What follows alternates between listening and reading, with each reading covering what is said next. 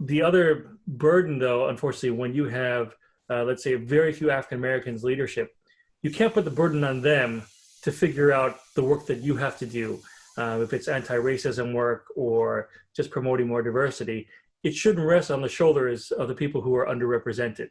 It really requires everyone to take that inward look, to spend some time sitting with this. Technically, I guess I qualify as BIPOC, a person of color. I was born here. My folks are from Korea, but we all carry with us our inherent biases and prejudices and ways we view the world, and that translates directly to how we hire and how we lead. This episode is brought to you by Backlooper. If you're tired of learning about guest complaints from online reviews, listen to this. It's time to protect your reputation while still getting valuable data so you can make enhancements to your guest experience. Using the most effective ways to generate responses, combined with intuitive reporting that quickly points out the largest issues, Backlooper enables you to strengthen your operations with superior guest experience intelligence that leads to higher satisfaction. Now more than ever, we need to bring our guests into the conversation so they can be a part of our industry's success. Get started today with no minimum commitment by visiting backlooper.com or email me directly at josh@backlooper.com. Welcome to the Attraction Pros podcast, where we discuss the latest trends and challenges facing the attractions industry today. We chat with some of the top leaders in the field and provide resources that will help develop your career in this great industry. I am Josh Liebman, founder of Backlooper. I help attractions collect guest feedback and identify top priorities needed for improvement. And I'm Matt Heller, founder of Performance Optimist Consulting. I help leaders lead so they can increase employee engagement and retention. Now sit upright, hold on tight, and get ready for the Attraction Pros podcast. Hey, Matt, how's it going? It's going fantastic, Josh. How about you? It's going really well. I am very excited for the guest that we have the opportunity to interview today. That is Ike Kwon, who is the Chief Operating Officer and Head of Government Affairs at the California Academy of Sciences. And Ike and I met a number of years ago, and I think you've got a similar story where, we kind of met through IAPA. But I'm really excited about this conversation because, the Cal Academy has a lot of things under its roof, but there's also a lot of things and above its roof. And it's right. But a lot of things have been going on that I think are going to be really interesting to chat with them about. Yeah, absolutely. Really interesting guy, really interesting history. Prior to being in San Francisco, he was in Chicago. He worked for MSI Chicago, which is another just historic, science institution. I think MSI is the largest science museum in the Western Hemisphere, if I know my Chicago history correctly. He also was part of the opening team at Disney Quest Chicago as well, which is super interesting to hear about the experience working for a Disney property and taking that into the museum industry, the science center industry, and just bringing that into the whole nonprofit culture with a lot of the same, I would say, principles and mentality. And just hearing of his overall leadership strategy, guest service, guest experience strategy, and everything that has been going on since COVID began, including having an infectious disease doctor on staff and being able to really help support the museum and the employees from a communication standpoint of being able to, I would say, translate the news into something that's a little bit more easy to digest, I would say. And then, of course, the civil unrest that occurred, in late May, early June. We'll be able to get into all that. Ike also contributed to our ebook, Lessons from Executives. Touched on a little bit of some of the things that he'll be expanding upon in this interview. But if you haven't had the chance to read that yet, again, AttractionPros.com/lessons from executives. And it'll be great to just hear everything that he has to say about all of that. Absolutely. And you put out a tweet a little bit ago that it was over 200 people have contributed to Attraction Pros in some way, shape, or form since we began. And he's now a 2-time contributor. That's right. That's right. Yeah, I did the math. So to the 200 plus people out there who have either been a guest on the podcast, attended one of our live events, did a video series, contributed to the ebook, submitted articles, it's been amazing to see that we truly are all attraction pros, and Ike is no exception to that. So I'd say, without any further introduction, let's get to this phenomenal interview with Ike Kwon. Ike Kwon, Chief Operating Officer and Head of Government Affairs at the California Academy of Sciences in beautiful San Francisco, right there in Golden Gate Park. How you doing today, Ike? Doing great, Josh. Great to see you. Great to see you as well. Great to have you here on the podcast. We're really looking forward to chatting with you. So California Academy of Sciences, we know it's one of the big iconic, I would say, attractions institutions within San Francisco, or I would say even the entire Bay Area. But for those who maybe aren't totally familiar with it, can you just give a quick overview, quick introduction to Cal Academy? Yeah, sure. So the Academy, we are over 160 years old. We were founded in 1853 as primarily a scientific collection and research institution. It wasn't until 26 years later that we actually added the public museum, as part of our entity. And most people actually know us as the latter, as a museum, not realizing that our bottom two floors are actually all researchers with labs and extensive collections. We've moved around the city several times due to earthquakes and other things like that. But in 2008, we reopened our new facility designed by Mr. Renzo Piano. It was about a $500 million project. We've been closed to the public for 5 years. That preparation for reopening was actually what brought me to San Francisco, by the way. And the new academy features an aquarium, an almost all digital planetarium, a natural history museum, all under a massive living roof. Pre-COVID, we got about 1.3 million visitors annually. The core of what we do is still scientific research and education, but it's paid for by our earned and contributed revenue. So in a sense, the front of house pays for back of house. Sure. Interesting. Can you go back just a little bit and talk a little bit about how you got there? You said it was during that expansion that actually brought you out there. So what was your career before that? I was at the Museum of Science and Industry for a little over 5 years. And before that, I was with the Walt Disney Company. And it was a recruiter that reached out. And I'm embarrassed to say I saw the 415 area code and didn't return the call right away. And, so we came out to check it out. And I think what they were doing at the Academy was so fresh and so new. And at that time, my role was strictly Director of Guest Services. But to be able to write all the business practices and all the training and hire everybody was really exciting. And at that time, our two daughters were young enough where we thought we could move from our home city and try something different, take that risk. That's what ultimately led us to coming to San Francisco. And that's really interesting because you were joining an institution that was already, very well established, but you were almost part of the reopening process of that. Is that my understanding of that right? Yes. Yeah. So go ahead. Oh no, I was actually just going to say, coming from MSI Chicago, which is not quite as old, but not that far behind either. That is a very established institution. That must have been a really cool experience to say, hey, I can go to, this location with such a strong reputation, but also be part of the reopening and the rebirth of it. Yeah, I mean, Museum of Science and Industry is such a great institution. I love going back to visit. It's iconic. It's your sort of iconic, big science, big museum in a city. And, that really gave me my love for the nonprofit side, the museum side.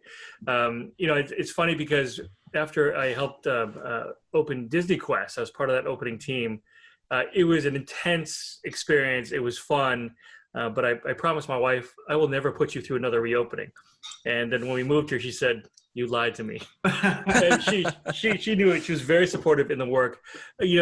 But your point is interesting. MSI is an established institution coming here to kind of help redefine what Cal Academy was going to be to the public was a great appeal to me. So the then executive director, Greg Farrington, said to me, like, we want to make this the unmuseum. You know, we don't want it to be stuffy. We don't want it to be ivory tower. How do we engage people? They were really wed to bringing sort of the best practices in visitor services and guest experience, so that people want to come and want to keep coming back. So that chance to rewrite kind of that experience was very appealing. The Academy has a LEED double platinum rating for how we're built and how we operate. And they wanted to create a brand of guest experience parallel to that. So we actually call it the Platinum Guest Experience. And we went back and said, I went back and, well, if we're supposed to brand like platinum, what does that mean? So, like any, quasi-scientist, I went on Wikipedia, looked up platinum, and I found out a few interesting things. First is that platinum is, it's not what they would categorize as bling. It's more subtle. It doesn't, people generally don't wear it with a high shine, but when you hold it, it's very heavy.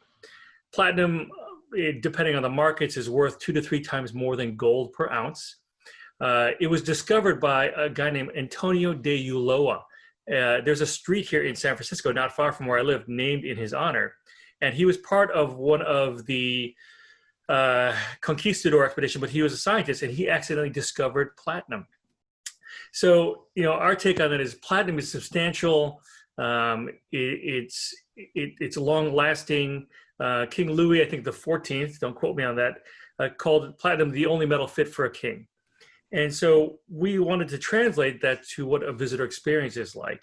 And that's what really appealed to me. And if I can talk about that for a moment, what that means is that, we're obviously not a theme park. We don't compete with theme parks. We didn't want it to be, sort of oriented around something fictional, but we did want people to feel like they were treated in a manner that they really felt like they were understood, they were welcome, like this was their place. The building is beautiful. For anyone who's an architecture fan, Renzo Piano is one of the preeminent architects of our time, but it can also be intimidating, as can science. So we wanted to make sure that our staff, when we interacted with the public, it was best in class. You could compare us to a Four Seasons, you can compare us to a Disney or whatever, but that it had a real San Francisco flavor to it. So that opportunity to create those things, that's really what attracted me to San Francisco.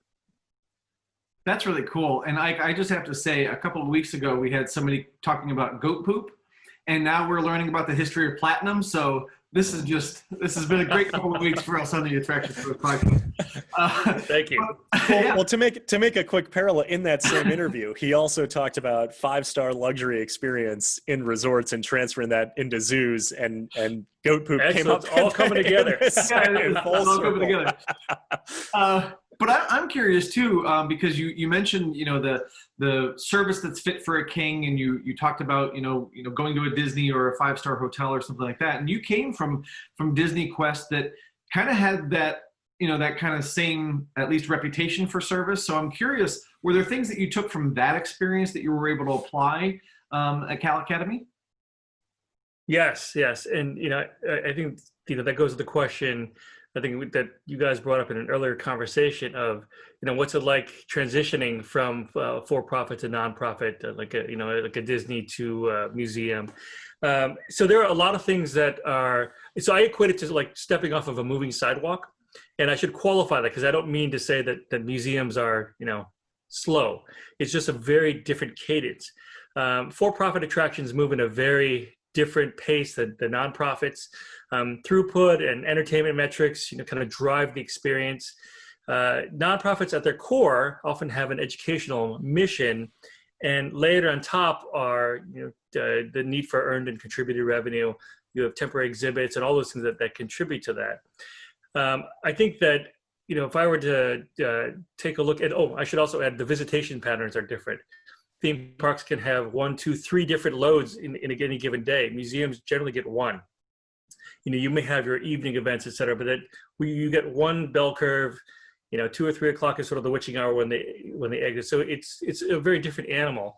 And the reason I say it's like walking off of a moving sidewalk is that theme parks are very aligned when it comes to what that guest experience is supposed to be like, how many major attractions and minor attractions they need to experience in order to either purchase an annual pass or come back again. And it's fairly straightforward. I think museums in general have other uh, things that feed into that sort of daily experience, and those have to be accounted for, because it isn't the same as I got to ride 3 roller coasters and 2 interactive rides, and then I got to do the redemption games. I got to interact with the scientists and do a little workshop on climate change, or I got to touch a skink, or I got to learn more about. So there are sort of different sort of little eddies that influence, I think, that visitation pattern. What they have in common is that visitor and staff engagement must be tied together for success. There are concentric capacity issues. The park or the museum holds a totality, and then you have your sort of sub capacities in different areas, which all tie to throughput. And show quality, that is extremely important. One of the things that we found in San Francisco, and this was a teachable moment for me, is still wearing my sort of old Disney hat. When I first came, I said, no excessive piercings, no visible tattoos. In San Francisco, that was a big learning experience, because a young woman who worked for me, who was the manager, said, like, I don't think we're going to be able to find a lot of people unless you relax those standards. And I resisted, and then changed my mind after about a week of looking at some of the applications that came in. You could still have show quality, but have the local flavor, which is definitely what museums really carry with them, is that local flavor, local membership, etc. I think the other things too is that we have, I've seen more from experience, where you'll have museum executives go to what used to be called the Disney Institute, and they'll come back very fired up and charged up, saying, hey, we need to do the same thing. Disney used to have what they called the 7 service guidelines, which has been replaced, but at MSI, a lot of them were trying to come up with similar guidelines. Those things can work as long as it comes from an authentic space, based on the mission of the institution. It can't be simply transposing something to try and fit, because oftentimes theme parks are publicly held companies. They're maybe a little more autocratic in how things get done, which makes them effective. Nonprofits and museums are a little more organic in how things are shaped, and people don't buy in because it's the company line, so to speak. They buy in because it's sort of mission aligned. They believe in it.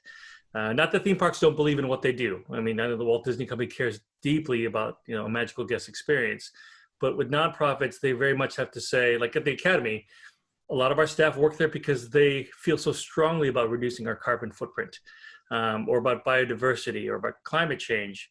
And so really what we do has to be a genuine expression of that. So I'm going a little bit on a tangent here, but to go back to your original question of sort of what translates, I think it goes to the operation.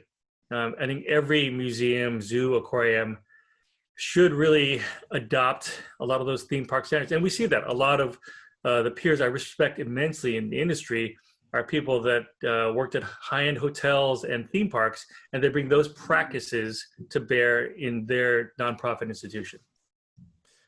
Wondering if you can expand on that a little bit in terms of what you just said, as far as those 7 service principles that Disney talks about, and then transferring that into a nonprofit institution that maybe sometimes it's not apples to apples, or maybe it's putting a square peg in a round hole.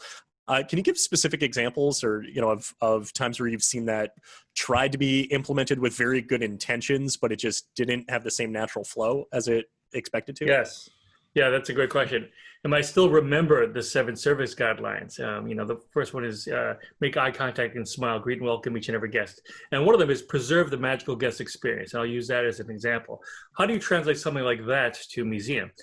You can't say preserve the scientific experience, preserve curiosity. But is there a way that you can actually translate that into something that sort of sparks curiosity? And so what we do here is that we have a training guideline for our guest-facing staff, where we tell them to actually, wherever they are, within 25 feet, they should know something about a particular exhibit nearby. And if you have time for nothing else, I tell them, just go read the text in front of the exhibit. I mean, read it well enough where you could almost recite it. And when you interact with a guest, and if it comes up as appropriate, recite what you know. They'll look at you like, are you a curator? How do you know this? A lot of people don't read the text. but that is a way of sort of preserving that experience where you're actually people expect you to know something, especially in a science institution. And so while it's not a sort of a magical guest experience, we're connecting them with what we're trying to teach and show them. I think that when it comes to, we do adopt actually very similar versions of make eye contact and smile and greet and welcome every guest. We have a 10-5-1 rule that we use. So from 10 feet away, you smile and acknowledge them. From 5 feet away, you say something verbal. Hey, how are you today? And 1 foot away, which will never happen again in the near future, but you really try to engage with them directly. And so we say that as much to our public facing staff as we do to our back of house staff. So if I'm a web designer and I'm going to get coffee at the cafe, I'm wearing my Academy ID. A visitor won't be able to tell if I work in marketing or guest services or security, and it doesn't matter. I should be trained to be able to interact with them and say, hi, how are you today? Can I help you find something? Those basic fundamental tenets are universal from whether you work in a theme park or a museum. Does that answer your question? Yeah, absolutely. Now I'm thinking 10-5-1, thinking that probably needs to be 10-6 old, right? Yeah, I think so, yeah. But yeah, 30, 12, and 6. Right. Yeah. No, but I really appreciate that. I mean, taking something like that of, preserve the magical experience, which is a very Disney statement, it is taking that and saying, okay, well, what does that mean for us specifically? And how do we convey that intention without just, saying, okay, we're going to make we're going to ensure that everyone has a magical day. If that's not the brand, if that's not the culture. Yeah. No, and it's funny, the same young woman who told me about, making exceptions for earrings and tattoos, etc., is also a big Disney fan. So one thing we did love doing was making guests feel very special when they came in. So, for example, when we hit our 2 millionth guest, which was, I think, in our 10th month of since reopening, we had about 2.3 million visitors in our first 12 months. And so we were clicking, counting, and there was a grandpa who brought his grandson from Elk Grove, California. And we kind of formed 2 lines and we just applauded him in. And we did that a lot for staff to get people juiced, to get people excited. We wanted staff to kind of create a culture that wasn't dissimilar from a cast member culture at a theme park. We do what's called Academy Awards every single year. I think this is vital. It's a great practice that for-profits do. Nonprofits need to make this standard. Academy Awards, sort of a pun on our name, obviously, we started our employee recognition program the very first month we opened. And we wanted an annual recognition ceremony for those who, were the top of performance. Well, a couple of staff had this idea of doing homemade films themed on, Academy themed, but literally with your phone or a video camera. And I thought, that's a silly idea. No one will actually like that. Again, I was wrong. It became just the thing. Everyone wanted to be in the videos. They were absolutely hilarious. And they were based sort of like a day in the life of someone who works at the Academy. And there are some rules. You can be a little satirical about your job, but you can't make fun of visitors. You can't be mocking in certain ways. But that added to, I think, a larger esprit de corps for the staff, where after a while they started using the phrase like, hey, that was very platinum, or that wasn't very platinum. And these are things that became sort of our pixie dust, if you will. Even the practice of picking up trash off the ground, that's something that I think any attractions pro would do. You're hard pressed that even as a customer walk by and not want to pick up a piece of trash on the floor of a theme park. I've done that too many times. But our staff are trained to do that because we want to treat that as our place. And that's a best-in-class hospitality practice and attractions practice. Yeah, I'd like to go back just a little bit because you were talking about how the folks in the back of house were expected to have the kind of that same level of hospitality for people if they're going out and getting a coffee or something like that. And I don't think you'll find anybody that disagrees with that, but I think you'll find people that have a hard time executing that because when you hire people for the front of house, a lot of times that's what they're expecting, right? When you're hiring an accountant, they're kind of expecting to be an accountant, right? And now you're putting them in that role. So this is getting kind of into the nitty gritty, but I'd love to hear some of your tactics in getting those back of house folks to be just as engaged with the guest experience as the front of house folks. Yeah, it's what we do a couple things. So in advance of Academy Awards, we ask senior management, so our Academy leadership team, to be that sort of rallying line like we did for our 2 million guests. So I host a cocktail hour, so they're a little bit looser, and then they go out and our staff come out. They're all, our staff are all decked out, and we basically pretend we're wild crazy fans of the paparazzi, and we cheer them down the red carpet. Actually, for us it's a green carpet, and we cheer them on. And that sort of ties into what we've done from the beginning. We have every single member of our Academy leadership team, so these are associate directors and higher all the way to the top. They have to spend a minimum of 2 to 3 days working as a manager on duty on the floor. They are assigned shifts and they're given parameters. They're not allowed to reorganize something. They're not allowed to discipline or do. They are simply there to welcome guests. That's it. All day long, you welcome guests. So we assign them various positions around the institution, and so even our scientific staff sign up for this. They wear their name tag. For our scientists, we make sure that their title's on there, because if I'm a 9-year-old kid who's crazy about sharks and I'm talking to an ichthyologist, what a waste if I don't know that I'm talking to John McCosker, the legend, right?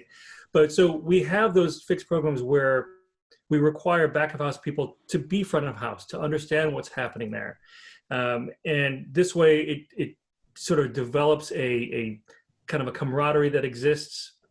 And we make sure too that we have service standards that are in place. So for every new employee orientation, we take them through the basics. And I'll give you one great example to address your question about people who weren't hired to be on the public floor. And this is something I came up with, but I have to give credit to an old boss of mine named Tom Mitchell from a long, long time ago.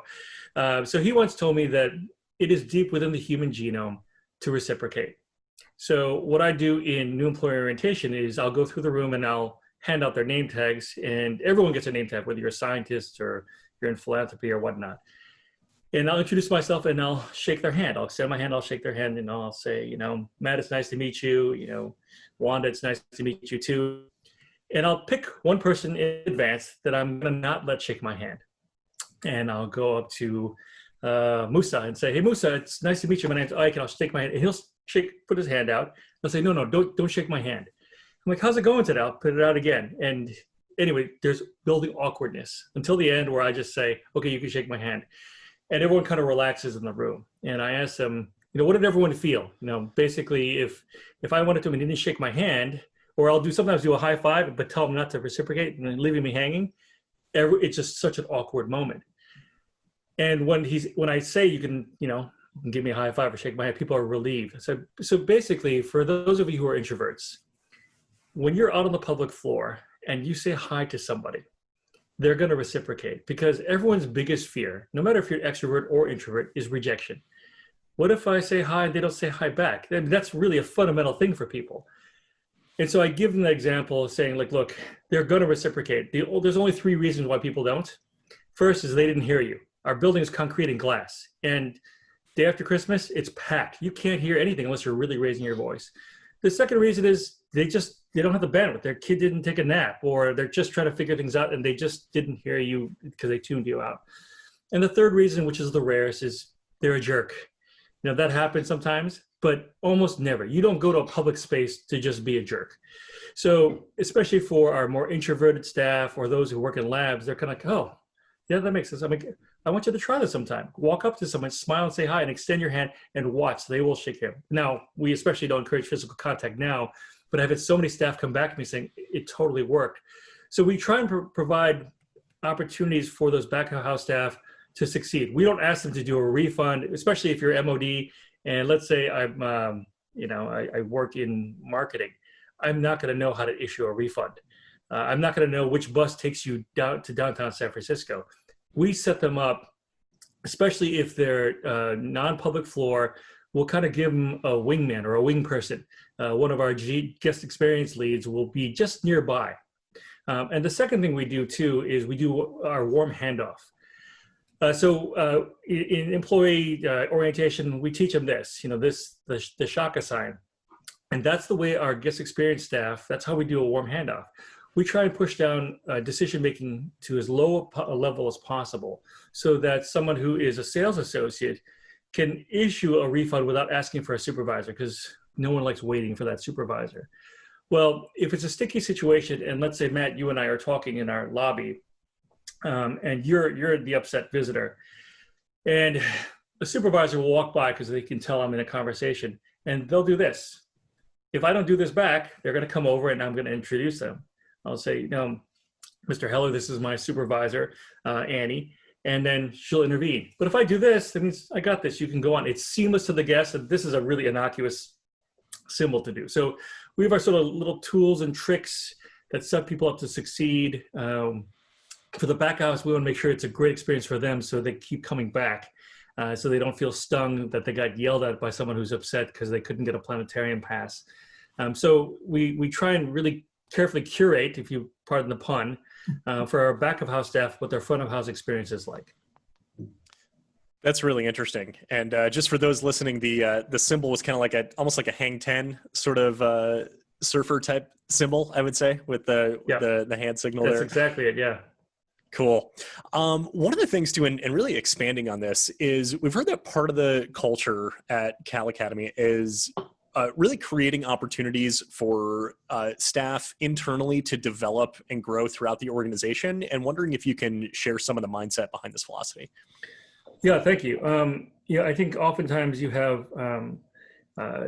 people that love museums, that want to work there, they're not sure where. So oftentimes where they start is the front line, security or even housekeeping with definitely guest experience.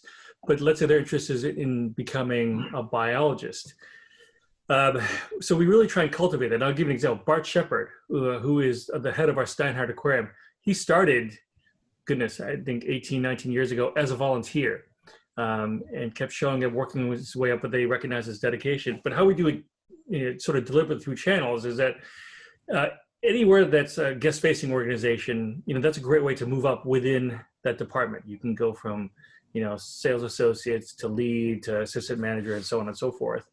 But to move your way outwards, I think, is a bigger challenge for any institution.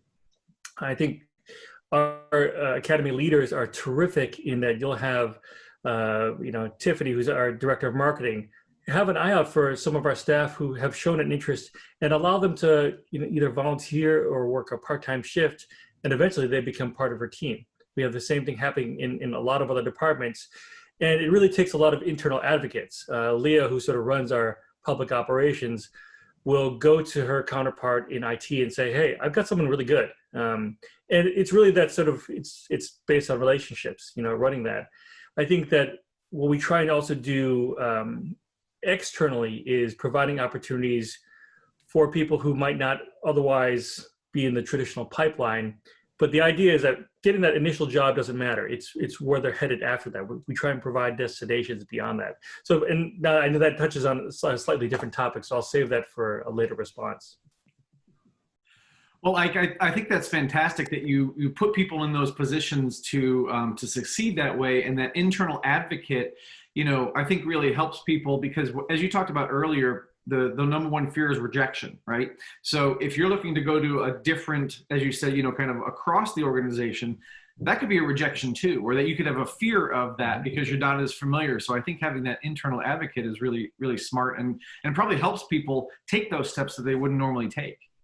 It does, and it really does strengthen that team. We have people that move to another department.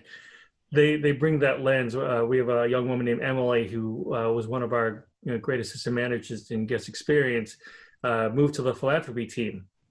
And you can bet it helps when it comes to talking to donors and members on how best to interface. So that knowledge transfer it goes both ways. And having the advocate is critical because you want to set them up for success, of course. Yeah, absolutely. One of the other things, or one of the other topics that we would love to dive into, you very generously contributed to the recent ebook that we put together. So once again, we just want to thank you for that contribution, for Lessons from Executives, that for those listening can be found at attractionpros.com/lessonsfromexecutives, regarding everything leading up to COVID-19 and kind of what has been going on since then. One of the things that you mentioned was that you had an advantage of having an infectious disease virologist on your team, and curious what advantages did that bring you that other institutions or other businesses did not have? Well, we're very fortunate. So her name is Dr. Shannon Bennett, and she is our chief of science. And she is, as you said, an infectious disease virologist specializing in SARS and MERS. COVID is a form of that. And so we stood up our incident command on January 25th, which was a little over a month before the city of San Francisco did that, and actually further ahead than the state.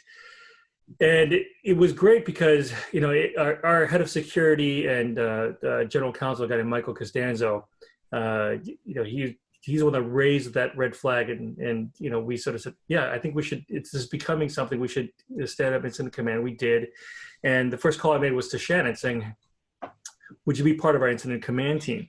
Shannon is, kind of a singular talent in this arena, not just because of her subject matter expertise, but her ability to communicate that to the rest of us.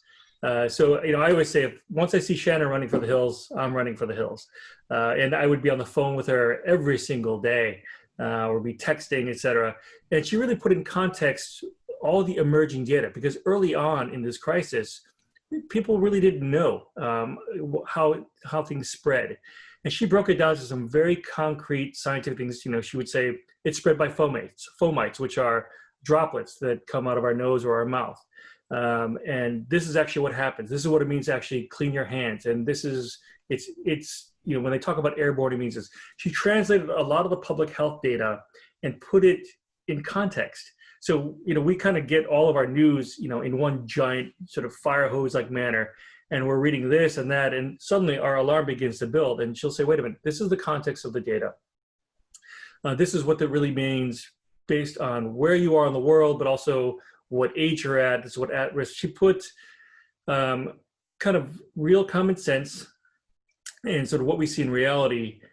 She put that out there for us to sort of digest and incorporate in our plans.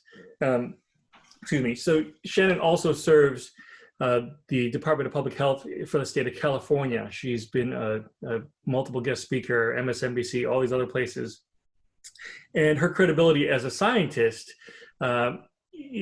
is also, and this is a terrible way, it's infectious in terms of her sort of passion for the topic. She doesn't find a morbid curiosity, but she's saying the data is fascinating as it emerges and what we're studying, but this is the data we're paying attention to. Shannon has added tremendous value, obviously, because we're able to ask her, our reopening plan is very, very robust. I'll give you an example. Temperature checks. That's something that a lot of public attractions are talking about doing.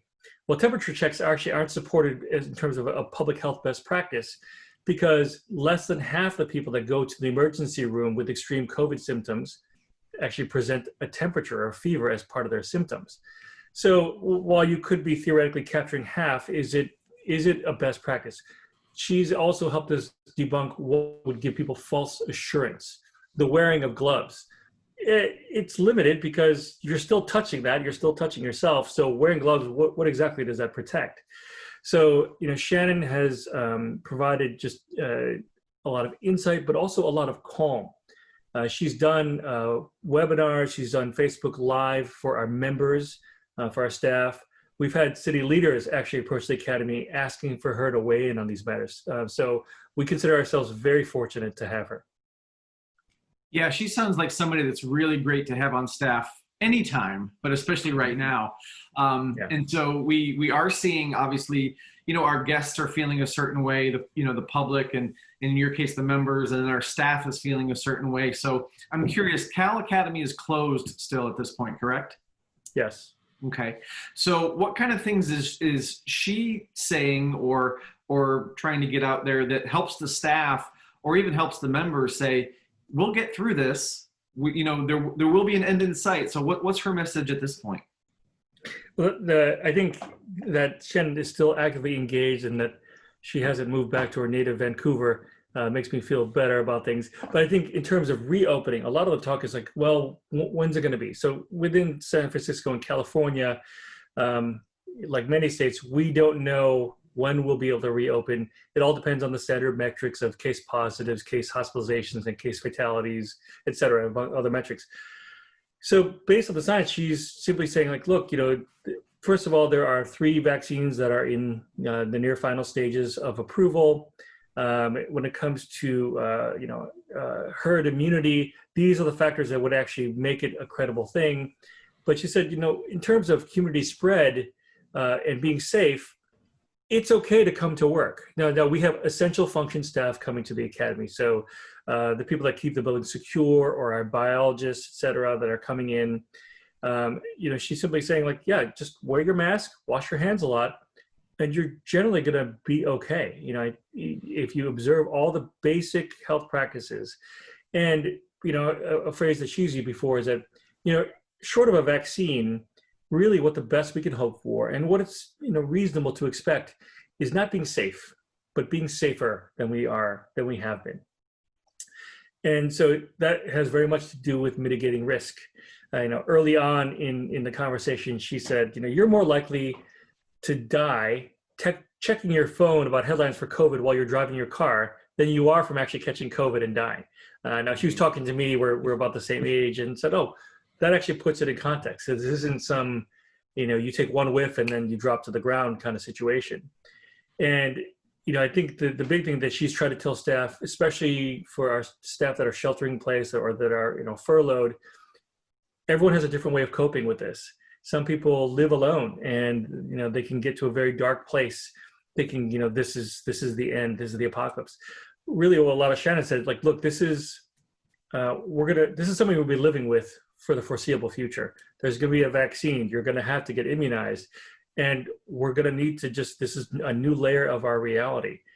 And she also, like me, feels like, we're not going to be closed forever. We're all guessing when. If you were to press me on it, if I were a gambling man, I would say still sometime this fall, we will reopen to the public very carefully. But we foresee that coming, and there's no reason to believe that public health efforts won't support that. Sure.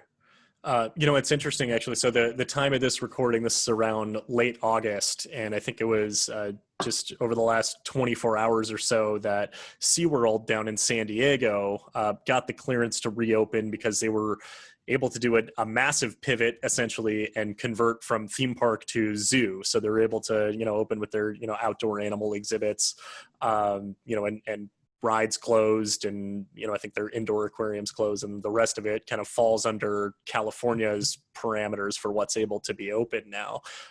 Curious as far as what you're looking at, or what creative initiatives have been taken to say, okay, we cannot offer our core product in the same manner that we were able to previously during this time, but we can extract pieces out of it? Or is there, any component that at least can be delivered to guests in some manner, in person, virtually, in some way, shape, or form, free, revenue? I mean, all of the above, essentially. Yeah, that's a great question, Josh. One of this sort of shelter-in-place situation has actually really highlighted a lot of our digital outreach efforts and distance learning efforts that the Academy's done for a long time.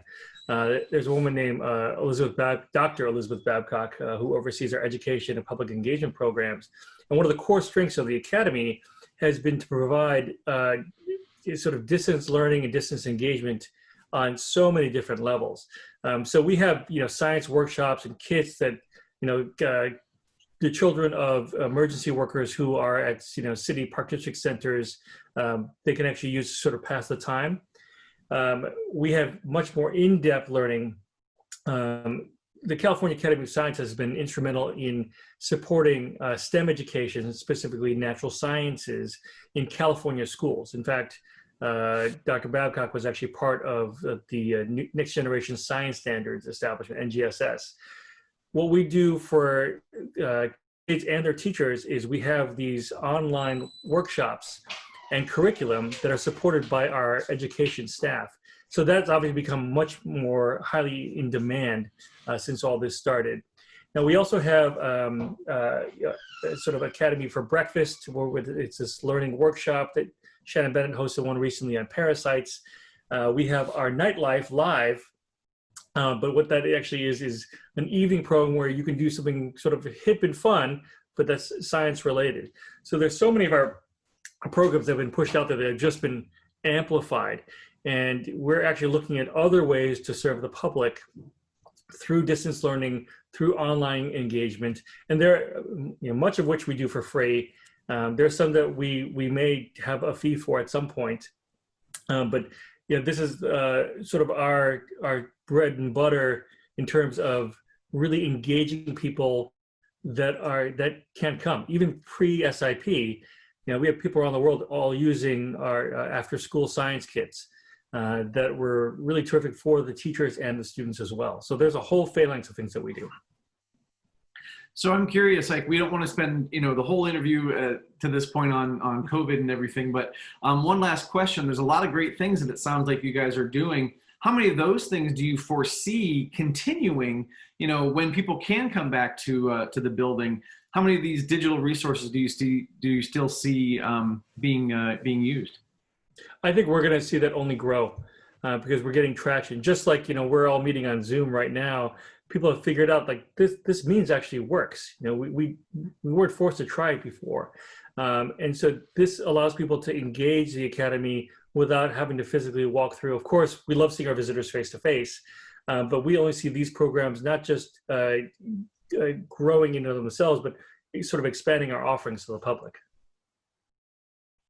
Nice. Yeah, it would be really interesting to see just, with Cal Academy and with, so many other just places throughout the industry of saying, all right, we actually now kind of have this other avenue where it's content, but it's also marketing. So we're able to deliver a lot of what we do in person online, while at the same time, hopefully amplifying the demand to say, but you need to come visit us in person because this is what you'll see when you're actually here. So that's, right. that's just one of the interesting things. No, you raise an interesting point. I think that because of shelter in place, we've been forced to do this outwards. But, when I think about science museums in general, or an aquarium or a zoo, you can get all this content streaming. You can get all of it on your phone or, somehow through the internet. But people come to museums because they want to do it with other people. They want to do it next to somebody. The socialization part will never change and never be replaced. Right. But we do see that it's going to take a long time for some people to feel comfortable getting out there. So we want to go to them. Yeah.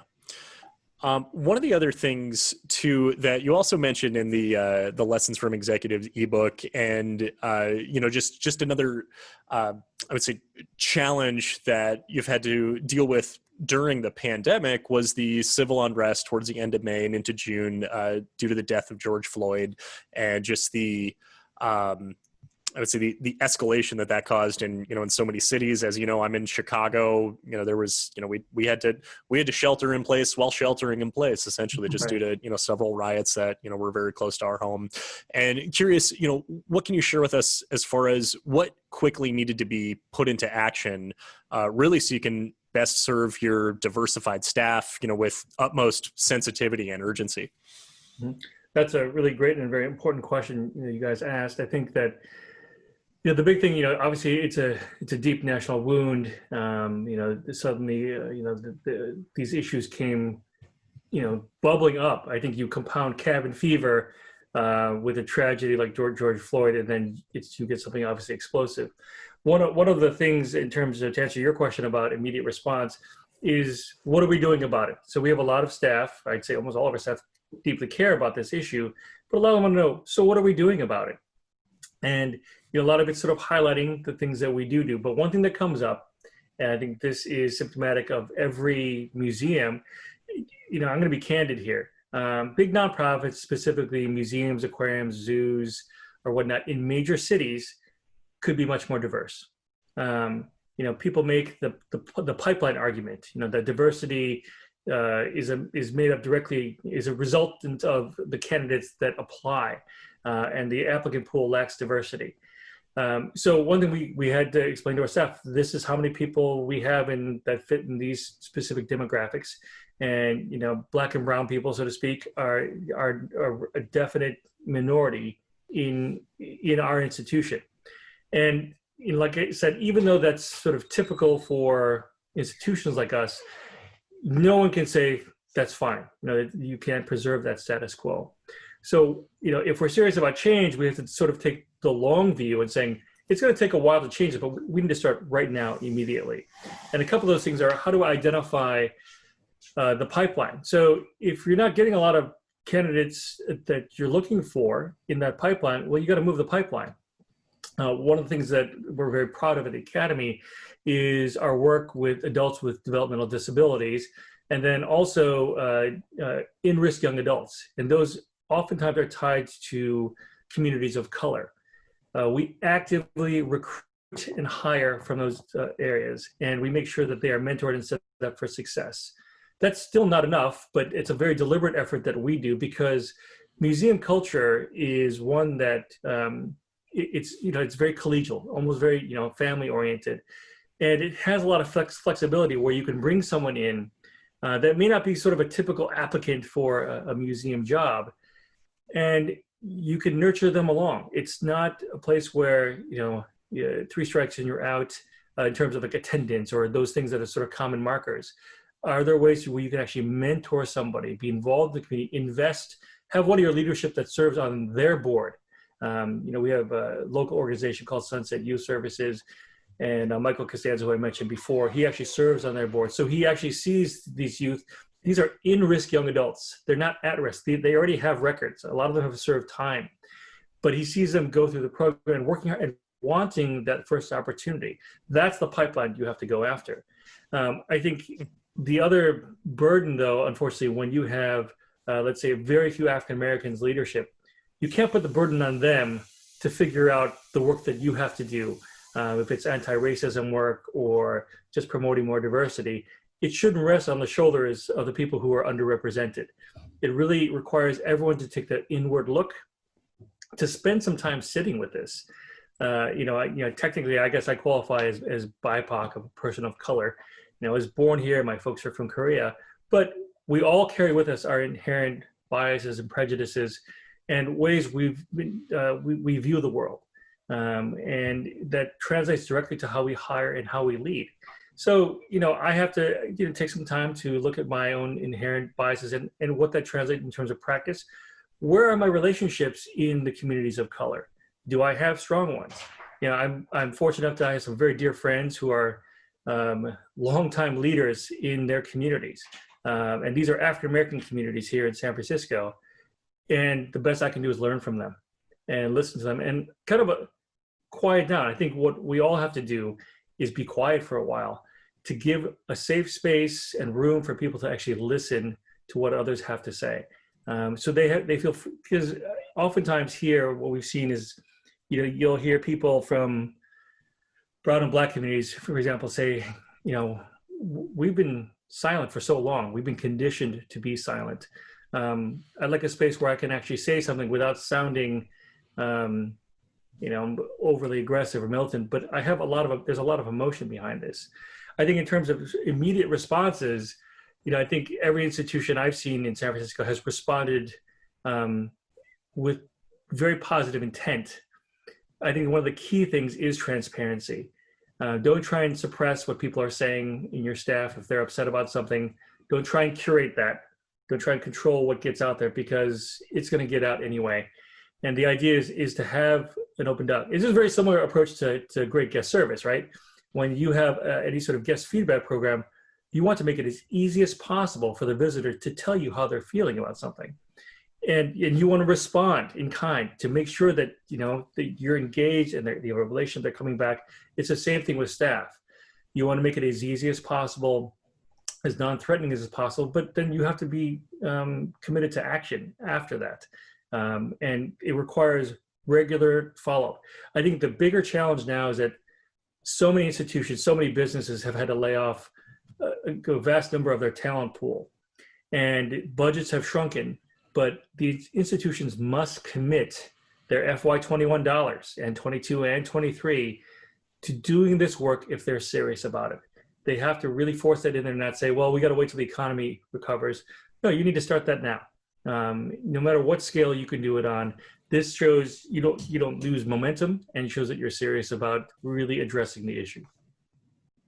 Ike, it's really interesting as you talk about, your team members who want to know what you're doing about these things, because to me that speaks to how how attached they are or how bought in they are to the mission, right? Because they know that this is an institution that does good things and that will take action on the important issues. And I think that's something that as Josh and I talk to more and more, museums and aquariums and leaders from the nonprofit world, and you mentioned it earlier, how people are really attached and bought into the mission, that is something that is not just about the mission of what you're supposed to be doing with your collection, but the mission in the world.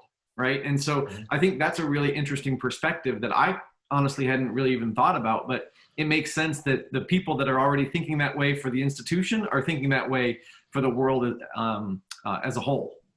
Yeah, thank you. I think, I have our staff to thank for that. We have so many staff that are just, to the point of just passionate and committed, willing to sacrifice to see things improve for people. I think one of the big things for us is saying, like, okay, are we gonna walk the talk? And one of the risks I think now is, cohesion and sort of morale, because oftentimes, it can get fractious. You can have sort of infighting saying, you've been doing this or you've been doing that. I think this is a time where we also have to recognize the unbelievable kindnesses of people from one to another. And no matter what color you are, there are people that are just, they very much think of the other person. If you're in the business of serving the public, you're naturally thinking about the other person's experience. So, to your point, it's not just your mission for the institutional goals, but, how do you exist as a whole? And I think the biggest thing is access. What does equitable access mean? So this is specifically for nonprofits, in that you're supposed to be accessible to the public. We're a public institution. Mm-hmm. Which means that if you're making $1 million a year, or if you're making $10,000 a year, does the Academy feel like it's your place? That you can walk through those front doors. We're not just for the 1%, obviously, but what specifically are we doing to make it a welcome space and to make it viable and practical for people to actually come visit? Those are all tied together. I think that we try and make sure that we are focused on the lane, with the current civil unrest has very much to do with the well-being and safety of the Black and brown communities. And what are we doing to address that head on, not, baking it in sometime later. And that's the thing that it's going to require constant work and a lot of self-discipline. Absolutely.